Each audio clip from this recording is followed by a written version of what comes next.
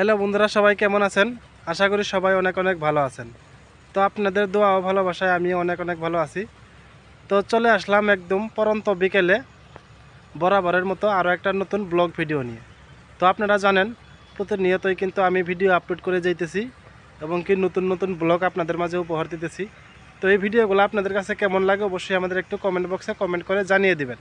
তো চলে আসছি ধান খেতে মনোরম পরিবেশ দেখানোর জন্য, পরন্ত বিকেলে ধান ক্ষেতের দৃশ্য দেখানোর জন্য। বিশেষ করে আমার প্রত্যেকটা ভিডিওতে আপনারা গ্রামের ন্যাচারাল পরিবেশ দেখতে পারবেন, ফসলি মাঠের দৃশ্য দেখতে পারবেন, কৃষকের নানান ধরনের কাজ, কৃষিকাজ দেখতে পারবেন এবং কি ফসলের জমির বিভিন্ন উপকরণ আপনারা দেখতে পারবেন।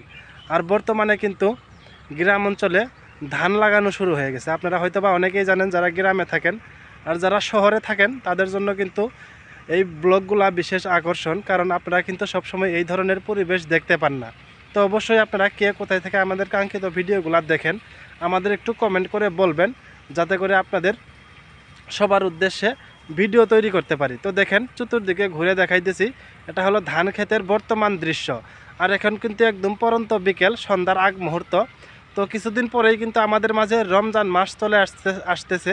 আর মনে হয় বেশি দিন বাকি নাই, 15 থেকে 18 দিন এরকম বাকি আছে, তারপরেই কিন্তু রমজান মাস। তো অবশ্যই আপনারা রমজান মাসের রোজা করবেন, সবাই নামাজ পড়বেন ইনশাআল্লাহ।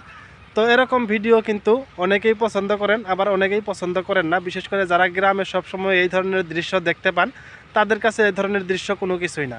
তো যারা সবসময় এগুলা দৃশ্য দেখতে পান না, তাদের কাছে আবার অনেক কিছু। তো অবশ্যই আপনারা ভিডিওগুলা একটু ভালো বেশি সাপোর্ট করবেন, আর অবশ্যই ভিডিওগুলো সম্পূর্ণ দেখার চেষ্টা করবেন। তো দেখেন একদম পরন্ত বিকেলে গ্রামের দৃশ্য। এইদিকে আছে আমার পিছনে দেখতে পাচ্ছেন ধান ক্ষেত, তারপরে কিন্তু আছে ভুট্টা ক্ষেত। তো বর্তমানে কিন্তু ভুট্টার চাহিদা অনেক এবং কি ভুট্টা চাষে অনেক লাভবান চাষিরা, যার জন্য এবার প্রচুর পরিমাণে ভুট্টা লাগাইছে আমাদের গ্রামে। ফসলে অর্থাৎ ধান চাষ বাদ দিয়ে কিন্তু অনেকেই ভুট্টা লাগাইছে। দেখেন এখানে একটা ভুট্টা ক্ষেত, ওইখানে দেখতে পারতেছেন আরেকটা ভুট্টা ক্ষেত, তো ওই পিছনে দেখতে পারতেছেন অনেকগুলা ভুট্টা ক্ষেত লাগাইছে। এবার কিন্তু প্রচুর পরিমাণে ভুট্টার ফলনও হয়েছে এবং কি অনেক চাষিরা কিন্তু ভুট্টা ফলাইছে। ভুট্টাতে নাকি প্রচুর পরিমাণে লাভ এবং কি অল্প খরচে অল্প কষ্টেই কিন্তু ভুট্টাতে প্রচুর পরিমাণে লাভবান হইতেছে কৃষকেরা বর্তমানে গ্রামে। আর এই ধানে কিন্তু প্রচুর পরিমাণে কষ্ট করতে হয় কৃষকদের এবং কি এই ধানের পিছনে কিন্তু তাদের প্রচুর টাকা খরচ হয়, কারণ এখন জানেন সার বিষের দাম প্রচুর পরিমাণে বেড়ে গেছে। এর মাঝে আবার দেখা যায় যে কীটনাশক ব্যবহার করা লাগে এবং কি এগুলা জমি চাষ করা লাগে, প্রস্তুত করা লাগে এবং কি লেবার দিয়ে এগুলা কিন্তু ধান লাগানো হয়, অনেকেই আবার নিজেরাও লাগায়।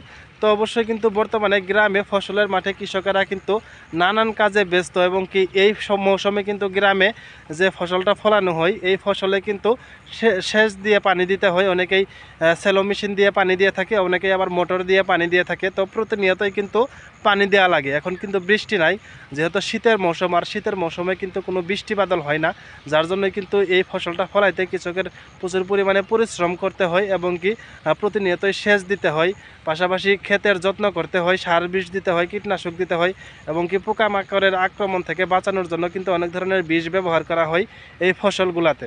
তো অবশ্যই আপনারা এই ধরনের ভিডিও আপনাদের কাছে কেমন লাগে অবশ্যই আমাদের একটু কমেন্ট করে বলবেন। তো আজকের মতো ভিডিওটা আমি এখানেই শেষ করে দিলাম। সবাই ভালো থাকবেন, সুস্থ থাকবেন। আসসালামু আলাইকুম।